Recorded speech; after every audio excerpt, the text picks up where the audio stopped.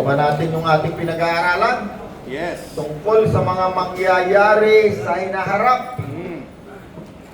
Unang Thessalonica 4:13 to 18. Isang hiwaga ang nais kong maunawaan ninyo. Merong mga, sino ba nag-re-reveal ng mga mystery, hiwaga? Walang iba kung hindi ang Diyos. Yes. Sabi dito, isang hiwaga ang nais kong maunawaan ninyo. Pakibasa mo na. Mga kapatid, nais namin malaman yung katotohanan at sa mga namatay na upang hindi kayo magdalamhati. Ito ba yun? Yes. Oo. Unang Thessalonica 4:13. Yan, mga kapatid, nais namin malaman ninyo ang katotohanan tungkol sa mga namatay na upang hindi kayo magdalamhati tulad ng mga taong walang pag-asa. Dahil naniniwala tayong si Jesus ay namatay at muling nabuhay, naniniwala din tayong bubuhay ng Diyos ang lahat ng namatay na sumasampalataya kay Jesus upang isama sa Kanya. Ito ang katuraan ng Panginoon na sinasabi namin sa inyo. Tayong mga nabubuhay pa, tayong mga natitira pa hanggang sa pagparito ng Panginoon ay hindi mauuna sa mga namatay na. Sa araw na iyon, kasabay ng malakas na utos ng tinig ng arkanghel at ng tunog ng trompeta ng Diyos, bababa ang Panginoon mula sa langit. Ang mga namatay na sumasampalataya kay Kristo ay bubuhayin muna. Pagkatapos tayong mga buhay pa at natitira ay titipunin sa lapap kasama ng mga binuhay upang salubungin ng Panginoon sa ipapawid. Sa gayon, makakapiling natin siya magpakailan pamahan. Hallelujah! Hallelujah. Alain mo, no? Hindi pa nangyayari, sinasabi na sa atin ng Panginoon. Ano ang mangyayari? Yes. That's right. Alam nyo ba na ang Panginoon, ang Diyos, yan ay nagpapahayag ng mga bagay na mangyayari sa iyo. Yeah. Ibig sabihin, lahat ng mga bagay na mangyayari, mula nung 1,000,000 taon hanggang ngayon, libo-libong taon, milyong taon, mula ngayon, Abante. paabante. Alam ng Diyos kung anong mangyayari. Yeah. That's right. Walang hindi alam ang Diyos. No, balikan natin konti. Noong panahon ni Daniel, ni Propeta Daniel, nagkaroon ng isang pangitain ang hari ng Babylonia. No, nung panahon ito ngayon, yung Babylonia, yan ay Iraq. Babylon. No, nasa history book yan. No, nasa Bible yan, pero naisulat din yan sa history book. Nagkaroon nung panahon na yon, at tawag sa kanya ay emperor kasi pag sinabi mong imperyo, ito ay isang napakalaking bansa na namumuno ng namamahala sa daigdig. Yeah. Nagkaroon siya ng isang pangitain. Pakibasa mo nga kuya sa Oseng, saglitin natin ang Daniel 2:28 Yeah. hanggang 30. 28 hanggang 30. Ngunit mayroon pong isang Diyos sa kalangitan na naghahayag ng mga hiwaga. Doon kuya Oseng, saglit lang ano. Yeah. Pagka hindi ko na binasalat kasi napakahaba ng istorya. Kung gusto nyo, basahin nyo pag-uwi nyo sa aklat ni Daniel. Itong haring ito ay nagkaroon ng isang pangitain, nakakita siya ng isang malaking rebulto. Yeah. Panaginip. Panaginip. Kunyari, halika mo na, sampulin mo ito. Kunyari si Kuya Sosing ang hari, siya yung emperyo. Pag sinabing emperor, kumbaga katulad ngayon ng Amerika, emperyo ng Amerika, ang dami niya. Yeah. Ang Amerika, alam niyo ba kung ilan ang military bases niya sa buong mundo? Dati 1,000, ngayon 800 na lang. Ang dami pa rin. Pero sa tamakmak. Yung American base, kasi tayo dati may base tayo dati. Sa Subic, sa Clark, dyan sa Norte, meron din yan dyan, yung mga air base nila dyan. Sa Sibuha, halos buong mundo, hindi lang sa Pilipinas, buong mundo. Pero itong sa atin, itong medyo nakakapos na sila sa pananalapi, itinanggal na nila. Puro mga ano na lang ngayon, yung mga agreement na lang. Hindi katulad nung araw, yan sa Cavite City, Sangli, naabot nyo dyan sa Cavite, sinong 60 years old na? Yeah. Baka inabot ko eh. 50 years old, siguro inabot yung 50 years old na. 50 years old, sino? Inabot nyo yung ano dyan, yung American base. Yan yun, tanda mo. PM. Pag kailangan mo ng imported, mga American goods dyan sa Cavite City kasi meron dyan ano, American base. PX, yeah. American base. Itong emperor, ito yung nangyari daang-daang taon nang nakalipas bago dumating si Kristo ha. Itong panahon na ito ha. Kunwari si Kuya Sosing, si Emperor ng Babylonia. Si Nebu ang pangalan, Nebuchadnezzar. Nebuchadnezzar. Siya ay makapangyarihang hari. Pag sinabi niya, patayin yung mga tao niya, patayan. Pag sinabi niya, buhay, buhay. Isang gabi, nanaginip yan. Nanaginip siya ng isang napakalaking rebulto. Rebultong yan, ang ulo, unagin to. Nakita niya, itong dibdib na ito ay silver at kung ano-anong mga material. Yung paa, Parang iron. bakal, may pinaghalong bakal. Putik. Ang pinakamaganda, nakita niya merong isang maliit na bato na lalaglag at tumama sa kanyang paa at ito'y naging parang ipa na tinangay ng hangin. Yeah. Nung nanaginip ang hari, wala siyang sinasabihan kahit sinong tao. Gusto niya malaman kung ano ibig sabihin nun. Yeah. Nagpatawag siya ng mga enkantador, salamangkero, mga mangkukul. Lahat na ng uri ng espiritista pinatawag ng hari. At ang sabi ng hari, ang sino mang makapagpapaliwanag ng aking panaginip, gagantimpalaan ko ng napakalaking gantimpala. Yeah. Eh sabi nitong mga salamangkero, sabihin mo sa amin at ipapaliwanag namin. Sabi ng hari, nako, magkakasundo lang kayo. Kung anong sabihin ko sa inyo, dadayaan nyo lang ako. Paliwanag nyo muna, Ika. Sabihin nyo muna, Ika, sa akin kung anong panaginip nyo. Panaginip ko. Saka ipaliwanag ninyo. Yun ang matindi. Yeah. Walang nakapagpaliwanag. Nalimutan ng hari eh. Sabi ng hari, pag hindi nyo na ipaliwanag, papatayin ko kayong lahat. Takot sila. Eh, nung panahon na yon, itong si Daniel na isang Hudyo, ay nabihag niya, kasi itong hari na to, ang trabaho nitong kaya tinawag siyang emperyo, pag nagustuhan kanya, Pilipinas, takupin ka niya, parang Amerika. Alam niyo yung Amerika, halos buong mundo, sinakop niyan. Yeah. Kaya United Nations. United Halos States. sinakop niya yung buong mundo. Kaya naging United States. Isa tayo sa sinakop ng Amerika, Yeah. ng demokrasya. O, dito muna tayo. Daang-daang taon bago dumating si Kristo, ha? Kasi si Kristo dumating siya mula ngayon hanggang sa dumating si Kristo, 2,000 taon more or less. Alam niyo yung taon natin, binibilang yan eh. Ano na taon ngayon? 2026. Binibilang yan mula nung si Kristo ay either nung siya namatay, or nung siya ipinanganak. Kaya yung ibang daigdig, merong difference yung taon ng pagbilang. Yeah. Ito naman bago dumating si Kristo, ang tawag dyan, AD. Yeah. Ang interpretation ko dyan after death, no? Yung AD, after death ni Kristo, yung ginibilang. Saka Yung BC isa naman, before yung isa CE, ano pa yun? BC before Christ. BC, before Christ, in-interpret niya, before Christ, bago dumating si Kristo, yan nangyari. Eddie, Anyo Domini. Yun yung ibig sabihin, Anno Domini. Pero ang interpretation dyan na pinakamalinaw, before Christ and after Christ, after death. After death.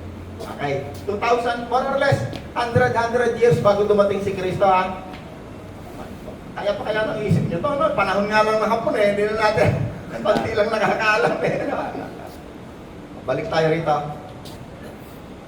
Itong ipinakitang panaginip na ito ng hari, mayroong isang taong nanalangin, humingi sa Diyos, Panginoon, kasi si Daniel ay tinuturing na isang spiritista ba? Ano turing ito? Propeta o ano? Basta siya ay may katungkulan sa hari, kasama siya sa papatayin. Kaya sabi ni Daniel, tinawag niya yung kanyang mga kaibigan, si Shadrach, si Meshach, si Abednego, sabi nila, panalangin tayo. Yeah. Hilingin natin sa Diyos kung ano yung pinanaginip na yan ng hari. At hindi naman sila binigyan ng Diyos. Sila yung nag-fasting, nagpunta sila sa isang lugar. Ano yung pagkiro? Isang gabi, ang Diyos na nagpapahayag ng mga panaginip, ng mga misteryo yung nagpahayag kay Daniel. At siya yung nagpunta sa hari. Punta sa hari, sabi ni Daniel, mahal na hari, ang inyong panaginip ay ito. Yeah. Sinabi ng Daniel, isang rebultong nakakatakot. May hulong ginto, mayroong mga iba-ibang material, silver, bakal. Tanso. Sabi ni Daniel, ipinakita po sa inyo ng Diyos na may-ari ng daigdig ang mangyayari sa hinaharap. Yeah. Tignan mo, hindi pa nangyayari ha. Pinakita ng Diyos sa hari. upang malaman ninyo na mayroong isang Diyos na nakakaalam kung ano ang kanyang gagawin at ito'y pinaalam sa iyo ng Diyos. Yeah. Sapagkat ang ulong ito na ginto na iyong nakikita ay ikaw na namamahala ngayon sa daigdig. At ang susunod na mamamahala sa iyo, no? Kung tutusin, magagalit ang hari kasi sinasabi niya, ang susunod na mamamahala sa daigdig ay ang Persya, ang Greece, ang Persia, Iran yan eh. Iran. Medo-Persia. tapos Medo-Persia, ang Greece. Alam niyo yung mga bansa na yan ngayon, parang wala, hindi na natin kasi nung napapansin, pero yan ay namahala sa daigdig, naging yan parang Amerika. Oh, yeah. Imperyo, Medo-Persia, Greece, ano? Nasa history book yan. Mabasa na natin sa history book yan, pero sa Bible muna sinulat yan. Pero habang nangyayari yan, merong mga tagasulat ng mga galing, sinulat sa history, pinag-aaralan yan sa mga university ngayon. Nasa museum yan. Nga andoon yan sa history book. No? Persia, Iran, Greece, hanggang ngayon, Greece, punta ako doon sa Greece, isang araw, nagpunta ako ron eh. Hanggang ngayon, salita, Greece eh. Greece, Greek. Yung mga pinagtatalunan ng mga magagaling dito, yung mga elo-elo. At ang kanyang paa, sabi niyon, ay magkahalong, na may interpretation Bakal. siya eh. Puti Oo. at saka bakal. At sinabing ito ang imperyo ng Roma. Yeah. Baka natin mo. Nisar, susunod na maghahari sa kanya, susunod na imperyong maghahari sa kanya, at nung doon sa imperyo ng Roma, merong isang batong maliit na tumama sa kanyang paa. Yeah. At ito'y naging isang napakalaking bundok na pumuno sa buong daigdig. Yes. Alam niyo kung sino yon? Si Kristo. Amen. Panahon ng Roman Empire, doon dumating si Kristo. Yes. At siya ay nagsimulang manakot at maghari. At hanggang sa ngayon, tayo'y pinaghaharian ni Kristo. Yes. Kaya lahat ng Kristiyano sa buong daigdig, ang tawag Kristiyano ay Nanay Pachi, di ba? Okay. Okay, yan. Babalik na ngayon tayo rito. Tinan mo, 2,000 years, ano? 2,000 years, dumating si Kristo. At yung mga mananampalataya, mga Kristiyano na katulad natin, alam nyo ba na hindi lamang dito sa Nobeleta nangyayari ang ganitong bagay? Buong daigdig. Buong daigdig, mayroong mga taong nangangaral at nagtitipon dahil kay Kristo. Yeah. Hindi sila sumunod sa takbo ng daigdig na ito.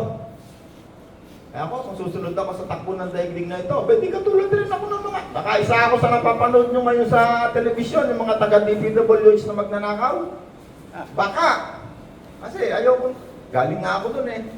Kaya pag may nagtatanong sa akin, Roland, kailan ka nagusang yumaman? Nung umalis ako sa DPWH, ayoko nang nakawan. Kung ako'y sumama sa daigdig na ito, sa takbo ng daigdig na ito, tatakbo tayo, yun yung takbo ng daigdig na ito, yan ang way ng daigdig na ito. Okay? Pupunta ngayon tayo rito, kasi natapos yung pangitain ni Daniel hanggang sa panahon ni Kristo, hanggang sa panahon ng Roman Empire. At sa katunayan, hanggang sa mga oras na to, yung Roman Empire na yan, hanggang ngayon, naririto pa yung tinatawag natin Roman Catholic. Andyan yung galing eh. Italy, Yeah. Roma, yan nagmula ang lahat ng religion ng Kristiyano. Tama na Pachi? Pinaka-umpisang-umpisa. Pero unang nahati yan, yung Roman Empire, ang kanan niyang Papa, yung kaliwa, Mama. Andun sa Eastern... Yeah, England, yung Mama. Tama na Pachi, no? Meron dalawang pa yan eh. At lahat ng gera, ang kumukumpas, yung dalawa na yan. Sino ba itong pumatay ng mga Hudyo? Yung 6 na milyong Hudyo? Hitler. Si Hitler. Andun niya, nakapanig yan doon sa Papa. Kalaban niya yung mga mama, yung mga nation ng kalaban niya. Basta yan ay nag-away sa buong daigdig. Pansinin mo yan, may kinalaman yan sa reliyon. Hindi pwedeng wala. Lahat ng gera ngayon, pansinin mo, pupunta doon sa Israel. Lahat yan pauwi doon sa Israel. Yung posisyon ng bawat bansa doon sa nangyayari ngayon sa Israel. Kasi ang Israel, yan ang literal na orasan ng Diyos. Yung binasa natin, pinibukad ni Sar, si Daniel, Hudyo yan. Yeah. Si Kristo, Hudyo yan. Yes. Ang iniintay natin ngayon ay isang Hudyo na darating, si Kristo, Amen. na maghahari. Yeah. Okay. Natapos na yung pahayag ni Amen. Daniel, ano, hanggang doon, yung pinagkaloob. Dati walang nakakaalam yan. Pinaalam kay Daniel. Okay, nadagdagan. Pahayag 5, 1 to 5. Kaya Jose, pakibasa mo. Ito ang susunod na kapahayagan ng Diyos sa mga tao. Pahayag 5. Teka. Ulit. Pahayag 1 lang muna. Kasi Pahayag 1 versus 1. Pahayag 1. Yan. Ito ang susunod na mga mangyayari na nakapanapanabik na mangyayari. No? Kung makita nyo, wait lang, saglit, Jose nga. Yeah. Kung mapansin nyo, ibabalik ko uli rito yung pinagtapusan natin nung nakaraang linggo. Ayan na yan. Diyan na tayo pupunta ngayon. Pengi uli rito ng 6 na tao. 6 na tao muna. Kuya Jose, bago mo basahin nga. Kasi andyan na tayo pupunta na tayo dyan eh. Yung mga paghahari at panahon na mamahala sa daigdig, ipinakita na. Ang susunod, ito na. Mangyayari na. Ayan na yung babasahin ni Jose na mangyayari. No? Darating yung puot ng Diyos sa daigdig na ito. Yeah. Pero bago dumating, ang puot na yan, sasabihin na ng Diyos, sasabihin na ng Panginoon kung anong mangyayari kasi walang makapagsabi anong mangyayari eh. Isang tao lang ang pinagkalooban na malaman anong mangyayaring susunod. Kasi mayroong isang libro na nakasulat doon anong mangyayari. Walang makapagsabi, walang makapagbasa kung ano yung nakasulat doon. Alam niyo kung anong nakasulat doon? Itong mga mangyayaring ito. Na walang pinagkalooban na makabasa, na makapagbukas ng librong ito kung hindi si Jesus, Yeah. ang kordero. Okay? 3 tao. Tatlo pa. Ay, 3. Babalik ulit tayo, Rosa. Babalik na ang Panginoon kasi ayun yung pinakamagandang bahagi nito na kailangan malaman natin. Okay? 3 tao. Itong isa, Hudyo. Itong 2, Hentil. Hudyo, yan yung kalahi ni Kristo ha. Itong mga Hudyo. Si Lazaro, 3 pa. Si Lazaro, mayaman ito. Dito. Babalik lang natin para yung isip nyo, sakana pa yung nasa. Ito yung sinabi ng Panginoon, pinaliwanag ni Kristo, si Lazaro at yung mayaman, isa pa. Araw ng mga buhay, no? Nag-umpisa to nung araw ng buhay, araw ng patay. Dito ka, Dani. Itong dalawang ito yung itinuro ni Kristo. Ang mayaman at si Lazaro namatay, inilibing. Ang kanyang katawang kaluluwa at espiritu, kayong dalawa, katawang kaluluwa, katawang espiritu. Ito si Tani, katawang kaluluwa, katawang espiritu, itong dalawa. Kayong dalawa, sa langit. Dito ka. Ikaw ang Diyos. Ikaw si Kristo. Si Kristo namatay na, nasa langit, muling nabuhay eh. Titingnan natin anong mangyayari yan. Ang napakasarap, napakagandang malaman natin. Salamat sa Panginoon, pinagkalooban tayo na malaman natin yan. Salamat sa Panginoon, pinagkalooban mo kung ituro itong mga bagay na ito. Hindi ako karapat-dapat magturo nito. Pero minarapat ng Panginoon, Nanay Pachi.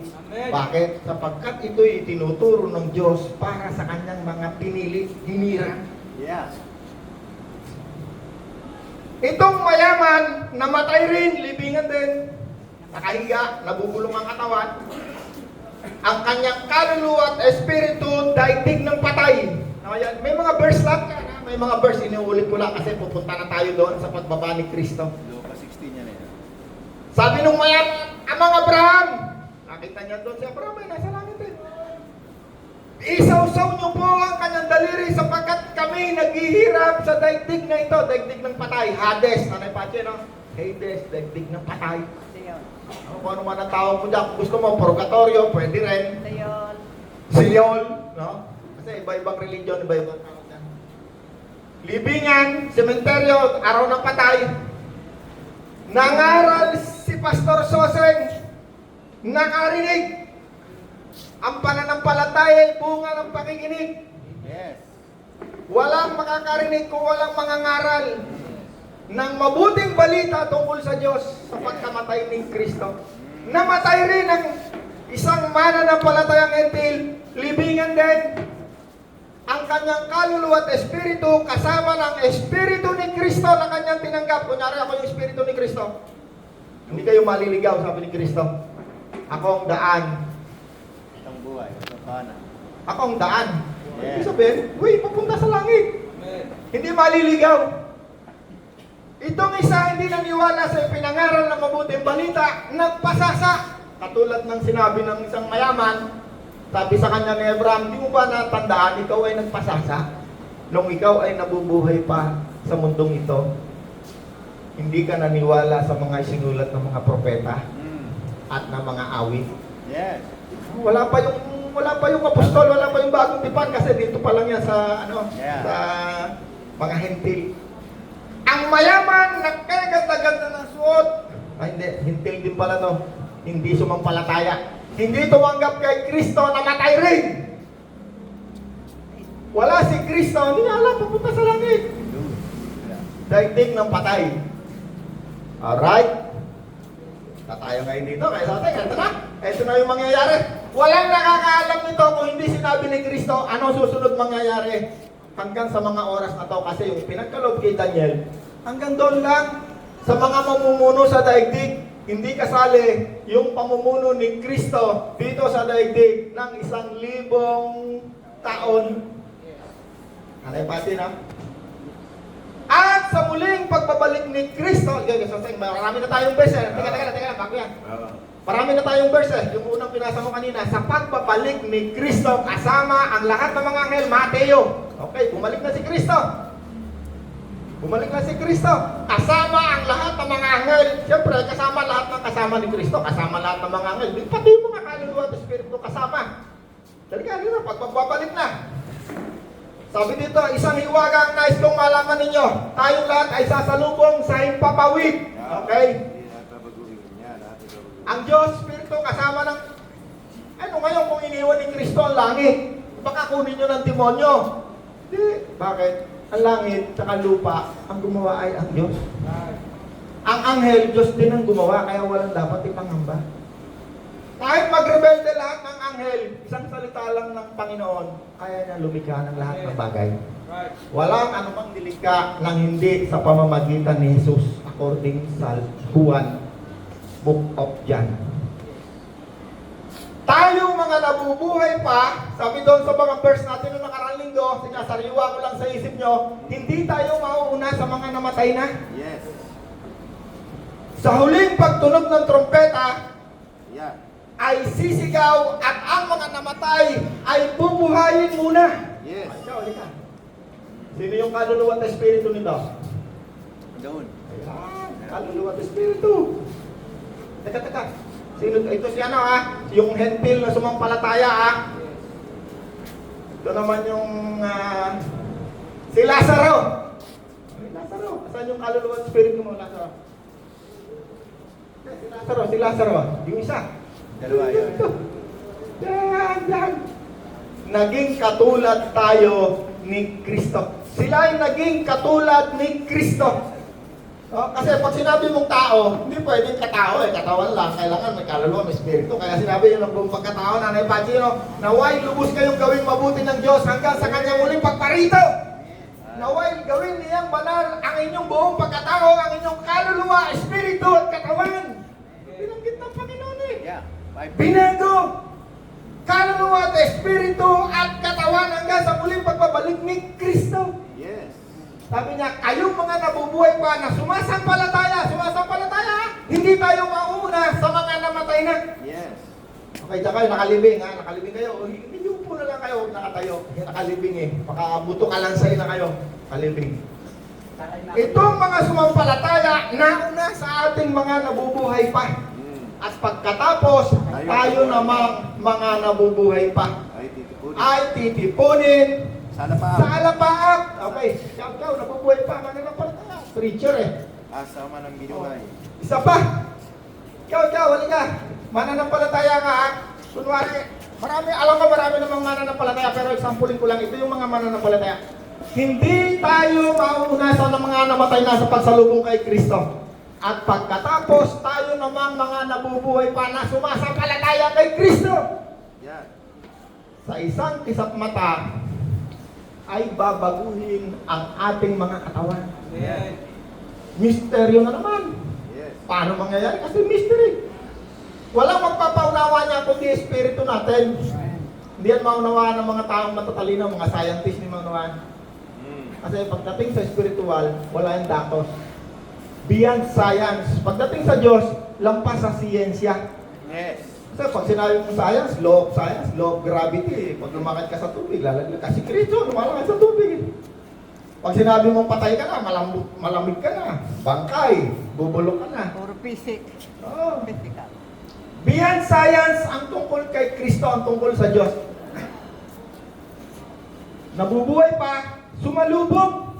Wala pa dito sa wala pa sa lupa. Babasahin pa lang ni Kuya Soseng ano mangyayari. Pinalitan ng katawan, hindi na mamamatay. Yes. Kaya sinasabi, hanggang hindi pa napapalitan ng ating mga katawan ng katawang hindi pa namamatay, hindi pa ganap ang tagumpay. Yeah. Pag napalitan na yan ng katawan, katulad niyan na sumalubong kay Kristo, wala na yang kamatayan, ganap na ang tagumpay. Yes. 55. Sino may naunawaan, taas ang kamay? Woo! Salamat sa Panginoon, no? Ayaw ko sana itong i-attempt na ituro. Sabi ko, Panginoon, karapat-dapat ba akong ituro ito? Sabi ng Panginoon, dahil sa aking dugo na lumilinis sa mga kasalanan, ikaw ay karapat-dapat. Ayaw ko sana gawin eh. Sabi ko, Panginoon, di ako karapat-dapat magturo dito. Napakabanal na mga bagay na ito. Kuya Sosoy, pakibasa na. Isang hiwaga, itong muna babasahin ko. Ang sinasabi ko sa inyo, hindi lahat tayo mamamatay, ngunit lahat tayo babaguhin. Isang sandali sa isang kisap mata, kasabay ng huling pag-ihip ng trompeta. Hold, Kuya Sosoy, hold lang. Yeah. Tuloy mo. Oh. Ang ibig sabihin doon ng hindi lahat tayo'y mamamatay. Ang ibig sabihin, kung dumating na si Kristo at ikaw ay buhay pa. Amen. Yeah. Kung hindi pa dumadating si Kristo at ikaw ay inaabot na ng kamatayan, ang katawan mong laman nandun, ang espiritu at kaluluwa mo kung ikaw ay sumampalataya kay Kristo, eto na ngayon babalik na. At ikaw ay binuhay na. Kaya sinabi, hindi lahat tayo'y mamamatay. Tuloy mo kayo, Sosay. Ang mga patay ay muling bubuhay at di na muling mamamatay. Babaguhin tayong lahat.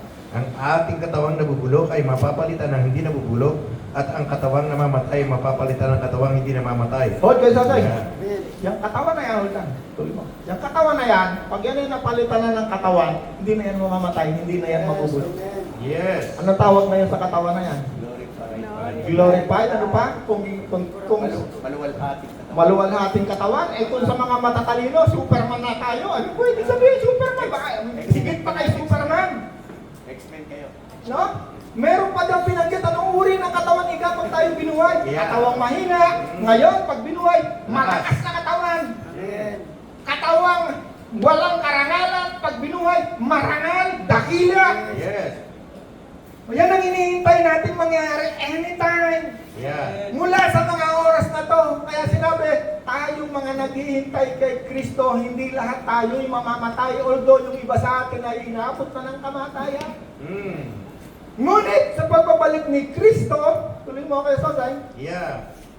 Sa isang sandali, sa isang kisap mata, kasabay ng huling ihip ng trompeta, sa pagtunog ng trompeta, ang mga patay ay muling bubuhay at di na muling mamamatay, babaguhin tayo lahat. Ang ating katawang nabubulok ay mapapalitan ng hindi nabubulok at ang katawang namamatay ay mapapalitan ng mga katawang hindi namamatay. Yun, kapag ang nabubulok ay napalitan na hindi nabubulok at ang may kamatayan ay napalitan na ng walang kamatayan, matutupad na ang sinasabi sa kasulatan, nalupig na ang kamatayan, lubos na ang tagumpay. Hallelujah. Okay, lubos na ang tagumpay nito. Yes. Okay, sumalubong ha. Okay. Ang tawag dyan, sa pagsalubong na yan, meron yung tinatawag dito sa, dito muna tayo, kasi Revelation na tayo. Revelation. May tawag dyan sa mangyayari na yan, isang kasalan. Kasalan ng kordero. No? Sabi ng kasalan, isang napakasayang selebrasyon. Pangalan ng kasama mo, Nanay Pati? Pangalan mo? Celine po. Celine? Eh, naiintindihan ka sa pinag-usapan namin? Okay, tulog na sasay. Ano tayo? The Revelation muna, chapter 1. Chapter 1, okay. Sabi, ito ang pahayag na binigay ng Diyos kay Yeso Kristo. Oy, Yan. tingnan mo ha. Revelation, tahayag ito. Mm. Para itong revelation na ibinigay ng Diyos kay Haring Nebuchadnezzar ng Babylonia. Babylonia na imperyo na namahala sa daigdig na ito. Kay Kuya Jose, tuloy mo. Ito ang pahayag na binigay ng Diyos kay Yeso Kristo at sa pamamagitan ng anghel na kanyang sinugo. Kanya namang inihayag kay Juan na alipin niya ang Si layo. John the Revelator, no? Mm. Kaya ang tawag dyan sa Revelation, kumisan ang tawag dyan, Apocalypsis. Yeah, Apocalypse. Ito ano ba ibig sabihin ng Apocalypsis na Pahayagan. Pahayag. Opo. Isang kahindik-hindik na mangyayari apocalypse. Yes. No? Parang ano na to, wala na to. Yung parang tuloy. Ang layunin ng paghahayag na ini ipabatid sa mga alipin ng Diyos ang mga bagay Ang na layunin ng ng mga paghahayag na ito na ating ginagawa ngayon ay upang ipaalam at ay ipabatid upang ipaalam, ipabatid sa mga hinirang Ng Diyos. pinili ng Diyos ang malapit ng magaganap, mga ang bagay. mga bagay na malapit ng maganap. Kaya kung Yeah. si Sister, ulit pangalan. Kung si Sili. Sister Lynn, hindi yan sumasampalataya, kahit kapiraso wala yung maunawaan dito. Yeah. Kahit kapiraso walang maunawaan yan. Bakit? Itong mga bagay na ating pinag-uusapan na ito'y para lamang sa mga pinili hinirang para malaman nyo ano ang mangyayari bukas. Tuloy kayo, Solay. Mapalad ang bumabasa ng aklat na ito ang managiginig sa propesiya nito. Mapalad! Ang mga bumabasa, nakikinig sa mga propesiya nito. At Hallelujah. tumutupad sa nasusulat dito sapagkat malapit na itong maganap. Hallelujah. Sipin mo, babasa ka pa lang, mapalad ka na. Paano kaya kung nagtuturo ka para mga bagay na ito na mangyayari sa hinaharap? Kaya sabi ko, kagabi, sabi ko, Panginoon, di ako marapat-dapat dito. Kasi tuturo ko itong mga bagay na ito. Baka mamaya yung religion ni ganito, ni ganon, masagasaan. Sabi ng Panginoon, ituro mo ang mangyayari Yes. para sa mga pinili, hinirang. Amen. Okay, talo na tayo. Pahayag. Sabihin mo na, Brad. Sige. Tingnan nyo, dumarating siyang nasa alapaap at makikita siya ng lahat, pati ng mga sumibat sa kanyang tagiliran. Tatangis ang lahat ng lipi sa lupa dahil sa kanya. Ganun nga ang mangyayari. Ako ang Alpha at ang Omega, sabi ng Panginoon Diyos na makapangyarihan sa lahat, Diyos sa kasalukuyan, sa nakaraan, at siyang darating. Hallelujah. Alam niyo kung sino nagsabi niyan? Ako ang Alpha at ang Omega. Kristo. Hanggang Revelation 22. Si Jesus. Yes, that's right. Ako ang simula. Ako ang wakas. Darating. At ako ang darating. Yes. Sa ibang verse, dinagdagan pa yun eh. At ako ang darating. Yeah. Okay. Binasa na dyan tungkol sa mga iglesia ng Diyos na naririto ngayon sa daigdig na ito. No? 7 ilawan, 7 espiritu. Pumunta na tayo sa chapter 5, yan na yung mangyayari. Yan na yung pinaka... Yeah. Yan yung nakasulat na walang makapagsabi ano susunod na mangyayari. Yung pamamahala sa daigdig, sinabi na eh. Babylonia, Persia, Greece, Iran, Iraq, Roman Empire, bumagsak ang bataw, panahon ng Roman Empire, kaya yung mga sundalo, mga Romano eh, nahataw si Kristo na naibati na 2,000 years ago. Eto na ngayon, susunod na mangyayari kasi hindi na ipahayag. Ito ngayon, pinahayag na. Yes, okay, pakibasa. Roma 5, Chapter 5, pahayag. 1 to 5 muna. 1 to 5 na. Kapahayag, 1 to 5. Okay. Nakita ko sa kanang kamay na nakaupo sa trono ang isang kasulatan na may sulat ang loob at ang labas. Oh, Joseng. Kinarhan ng selyo. Ano yung nakita niya? Isang libro, kasulatan. Dito nakasulat. Alam niyo, nakita niya ang diablo, humarap kay Kristo. Alam niyo kung anong sagutan nila? Ito nakasulat. Yeah. Sabi ni Kristo, ito ang totoong nakasulat. Yeah. That's right. Pagka yan ay tinulat na, ibig sabihin, kahit hindi ka maniwala mangyayari. Bakit? Yan ang nakasulat. Yan ang At ang nakasulat sa librong ito na mangyayari, walang makapagpahayag. Si Daniel, wala kahit isang propeta nakapagpahayag. Pero merong isang nagpahayag kasi dyan sa pahayag na yan, umiiyak si John the Revelator kasi nakita niya yung libro pero walang makapagbasa. Ano ang nakasulat? Yeah. Eh pagka walang nakasulat, hindi mo alam kung anong nakasulat, paghating sa'yo ng Diablo, sabihin sa'yo ng Diablo, alam mo ba, sa huling panahon, kami mamamahala sa daigdig na ito. Kami mga demonyo, kami mananalo sa Battle of Armageddon. Tinuturo yan ng mga satanista. Yeah. Yeah. Pero hindi yun ang nakasulat. Tuloy mo kayo tatay. At nakita ko rin ang isang makapangyarihang anghel na nagtanong ng malakas, sino ang karapat-dapat na mag-alis sa mga selyo at magbukas sa kasulatan? Hold, Kuya Joseng. Walang makapagbukas, walang makapagbasa, sapagkat ito'y tinatakan ng selyo, may seal. May seal, At hindi lamang isang seal, Mm. 7 selyo. Itong selyo, yeah. Si Boyet, tumayo ka. Huwag na muna nating dalahin sa ibang selyo, di ba? Minsan, yung truck natin, nilalagyan natin ng seal, yung mga gasolina, di ba? Kasi pag kinakinat mo, di sabi, makikita namin na yan may nagbukas. Selyo yun sa diesel, Kasi yung wisdom binibigay ng Diyos yan sa atin. Tunayan, napakaraming gumagaya niya sa atin nung nakita nila yung mga ginawa natin noon. Tama lang. Ano na niya? Panginoon. Yung selyo na yan, nung araw, yung sulat, wala na kayong koreo Koreo yung sulat, yung sobre. Papadala natin yan. Stamp. Nilalagyan natin yan ng selyo. Ganon, yung selyo, bibili tayo selyo. Kasi pag yun yung pinuksan, masisira yung selyo. Malalaman mo, ay, may nagbukas nito. Stamp, tawag doon, no? Yeah. Okay, kaya saan tuloy mo? Ngunit sabihin ng selyo, yun ha? Ngunit walang isa man, maging sa langit, maging sa lupa o sa ilalim ng Walang lupa, makala. na makapagbukas o makatingin sa nilalaman niyon ng aklat. Buong kapaitan akong umiyak dahil walang natagpo ang karapat-dapat na magbukas at tumingin sa nilalaman niyon. Ngunit sinabi sa akin ng isa sa mga pinuno, huwag kang tumangis at umiyak. Tingnan mo ang leon mula sa lipi ni Huda, ang anak ni David, ang siyang nagtagumpay ay may karapatang mag-alis sa 7 selyo at magbukas sa kasulatang nakarolyo. Hallelujah. Sino lamang ang binigyan ng karapatan? Ang kordero, ang pinatay, ang Panginoong Jesus. Siya lamang ang makapaghahayag ng mga bagay na magaganap. Yes, that's right. Alam niyo kung ano yung 7 selyo na yan? No? Divine seal. Pinahayag na ng Panginoon, ha? Pinahayag na ng Panginoon. Pagbasahin mo yung Revelation na yan, no? Tatalo na tayo sa, sa 20. Tatalo na natin yung seal. Bawat seal na tanggalin dyan, merong mangyayari. Yes. At yung mga pangyayari na yan, nihayag ng Panginoon. Anong mga mangyayari? Yes. Bago dumating ang kapanapanabik na pagbabalik ni Kristo dito sa lupa. Kasi andun nasa alapa. Nasa alapaap na yan.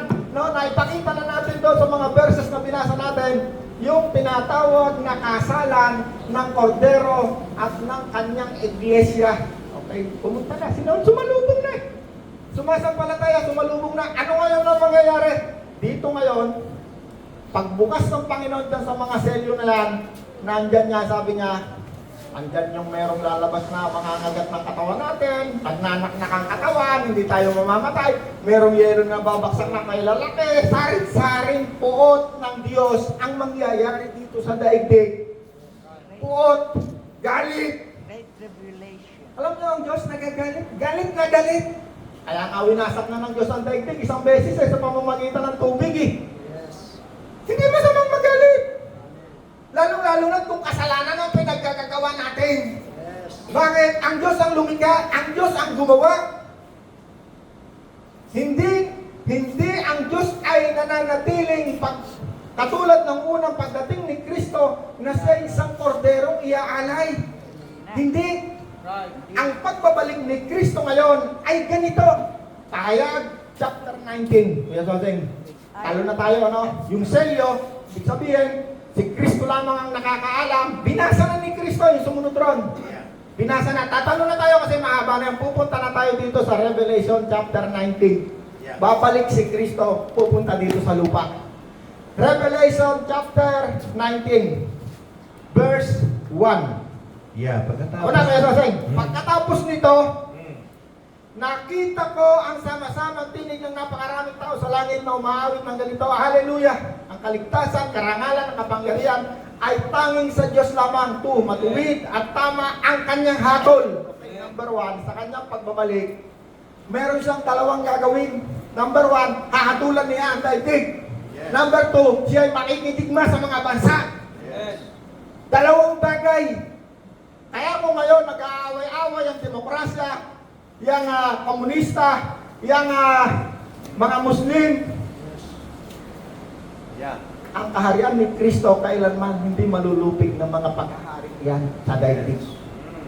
Na katulad ng ipinakita ng sinabi ni Kristo. Okay, babasahin ko, mabilis lang ha, kasi mahaba ito eh. Pero ilang minuto pa tayo. Ha? Tatalo na ako, tatalo. Yeah, mabilis lang. Tara na ako sa verse 6. Yeah. 19 verse 6. Pagkatapos ay narinig ko ang parang sama-samang tinig ng napakaraming tao. Parang ugong. Parang ugong ng rumaragas ang tubig at nagundong ng mga kulog. Ganito ang sabi nila, Hallelujah! Sapagkat naghahari na ang Panginoon nating Diyos ng mga pangyarihan sa lahat. Yes. Magala kayo at magsaya luwalatin niya sapagkat sumapit ng kasal ng kordero. Handa na. At nakahanda na ang kasintahang babae ng kanyang sarili at inihanda na ng kasintahang babae ang kanyang sarili. Isa siya malinis. Ibig sabihin nun, yung kordero dito sa langit magkakaroon ng pagsalubong, magkakaroon ng tinatawag na kasalan. Kordero, kanino siya ikakasal? Sa iglesia. Sa iglesia. Kapag ikaw ay sumampalataya kay Kristo, ang tawag sa iyo ay katawan ni Kristo, iglesia, eklesia, sasalubong. Hindi naman literal na kasalan, pero sinabing kasalan kasi ito'y napakasayang Yes. Celebration. celebration. Napakahaba. Damang kasalang nag-iiyakan eh. At itong ikakasal na ito, itong tinatawag nating mananampalataya, yan ay hindi lahat ay inanyayahan. Tingnan natin, basahan natin. Kasi sabi rito, inihanda na ng kanyang kasintahang babae, binihisan siya ng malinis, Yeah. at puting-puting lino, ang lino ay ang mabubuting gawa ng mga hinirang ng Diyos. Yes. Ang siyang sumampalataya kay Kristo, ang resulta niya, ikaw ay magiging isang mabuting tao. Oh. Gagawa ka ng mabuti. Yes. Kahit gaano ka kabuti, kabait, kahit gaano ka kadaming ginagawang mabuti, pag wala sa iyo si Kristo, wala ang kaligtasan sa iyo. Hindi ka Yes. magpapalataya. Hallelujah. Okay? Nagpatira pa ako sa kanyang harapan upang sambahin siya. Ngunit sinabi niya, huwag mo akong sambahin, ako'y alipin ng tulad-tulad ng iyong mga kapatid na nagpatotoo tungkol kay Jesus. Ang Diyos ang sambahin mo sapagkat ang pagpapatotoo tungkol kay Jesus ang diwa ng propesiya. Yes. Ito pala si Jesus, isa pala itong propeta. Bakit? Nagpapatotoo tungkol kay Jesus eh. Ang pagpapatotoo tungkol kay Jesus, ito ang diwa Ng mga... ng pagpapropesiya. Yes. Kaya lahat pala na nagpapahayag tungkol kay Jesus, pwede sabihin, kaya sinabi pala doon sinabi ni Abraham, nandoon ang mga propeta. Kasi Naniniwala. ito yung mga taong nagpapahayag tungkol kay Kristo. Yes. Naman natapusin na natin itong 19. 11. Pagkaraan nito ay nabuksan ang langit, nakita ko ang isang kabayong puti, ang sakay nito ay tinatawag na tapat at totoo sapagkat matuwid siyang humatol at makipagdigma. Okay, dalawang bagay ang gagawin niya. Yeah. Pagdating ni Jesus, nakasakay sa isang kabayong puti, walang ibang pwede sumapay sa kabayong puti, paparating kundi si Jesus. Ibig sabihin na paparating mamamahala. Hahatol, makikipagdigma muna siya. 12. Parang nagliliyab na apoy ang kanyang mga mata at sa kanyang uloy mayroong maraming korona. Nakasulat sa kanyang isang pangalan, siya lamang nakakalam ng kahulugan. Basang-basa sa tugo ang kanyang damit. At ang tawag sa kanya ay salita ng Diyos. John chapter 1. John chapter 1. Verse 1. Ang salita ay nagkatawang tao. At walang anumang nilikha nang hindi sa pamamagitan niya. At siya ay nanirahan sa piling natin. Amen? Malinaw na malinaw. So sino ito? Si Jesus. Yeah. Tuloy pa natin. 15, 14. Sumusunod sa kanya ang mga hukbo ng langit, yung mga anghel na kasama niya, na nakasakay din sa mga kabayong puti. May matalim na tabak na lumalabas sa kanyang bibig na gagamitin niyang panlupig sa mga bansa. Take note ha. Bansa, anong lulupigin niya? Mga bansa. Mga bansa na pinamamahalaan ng tatlong namamahala ngayon. Demokrasya, demokrasya. Komunista, China, Russia. Mga Muslim na pamamahala. Tatlo lang ang namamahala sa daigdig na ito. Na namamahala ngayon. Okay, anong verse na tayo? 16 na. 16. Nakasulat sa kanyang kasuotan at sa kanyang hita ang ganitong pangalan, Hari ng mga hari. Panginoon ng mga Panginoon. Amen. Yan ang tawag natin sa kanya. 19. Tumalon ako. At nakita ko nagkatipon ang halimaw at ang mga hari sa lupa kasama ang kanilang mga humbo upang kalabanin ang nakasakay sa kabayo at ang humbo nito. Naalala niyo yung espiritong naghahari sa daigdig na ito? No? Ang Diyos ng kasamaan. Diba? Meron tayo dito eh. Yung isa kaya hindi sumampalataya kasi ang kanyang isip ay dinaya ng Espiritu ng Diyos ng kasamaan na naghahari sa daigdig na ito. Nakita niyo yung hindi sumampalataya yung isa eh. Kaya nga napahamak eh, bakit ang kaniyang isip ay dinaya ng Diyos ng kasamaan. Ang Espiritong naghahari sa daigdig na ito. Ang tawag din sa kanya ay Diyos. Pero wala siyang katawan, katulad natin, kaya nga namumoses siya ng katawan eh. Ang diablo eh. Amen. Amen. Hindi pa raw da. 20. Nabihag ang halimaw, gayon din ang huwad na propeta na gumawa ng mga kababalagan sa harap ng halimaw upang dayain ang mga taong may tanda ng halimaw at sumamba sa larawan nito. Ang halimaw at ang huwad na propeta ay inihagis ng buhay sa lawa ng apoy na nagliliyab na asupre. Ang kanilang mga hukbo ay pinatay sa pamamagitan ng tabak na lumalabas sa bibig ng nakasakay sa kordero na sa kabayo. Tingnan niyo mabuti yung nakasulat ha, kasi isang araw haharap sa inyo ng diablo. Sasabihin sa inyo, kami ang magtatagumpay, yan ang nakasulat. Sasabihin niyo naman, ito ang katotohanan nakasulat. Ikaw ay itatapon ng Panginoon sa lawang apoy, sa nagliliyab na asupre. Tingnan niyo, yan ang nakasulat. Huwag niyo kakalimutan yan. Kasi baka madaya kayo. Ang diablong yan ay lalabas para mandaya. Yes. At kapag hindi mo alam mo anong nakasulat, baka ikaw ay madaya. Yes. Pag ang diablo tumating sa harapan mo, ang panlaban mo dyan, ano yung nakasulat? Ito ang nakasulat. Yes. Ikaw ay sasamba kay Kristo. Amen. At siya ay iyong paglilingkuran. Wala siyang kanalo. Konti pa ron, konti na lang. Sana ba ako? 20 verse 19 verse 21. Okay. Pumunta na tayo sa 20. Tapusin na natin to hanggang 20 na lang. Pagkatapos nito'y nakita ko ang sanghel na bumaba mula sa langit, hawak ang isang kadena, ang malaking kadena at ang susi ng napakalalim na hukay. At sinunggaban niya ang dragon, ang matandang ahas na walang iba kundi ang diablo o Satanas, at ginapos ito sa loob ng 1,000 taon. Unang-unang gagawin ni Kristo bago siya lumapat ang paa niya dito sa lupa, yung diablo, yung Satanas.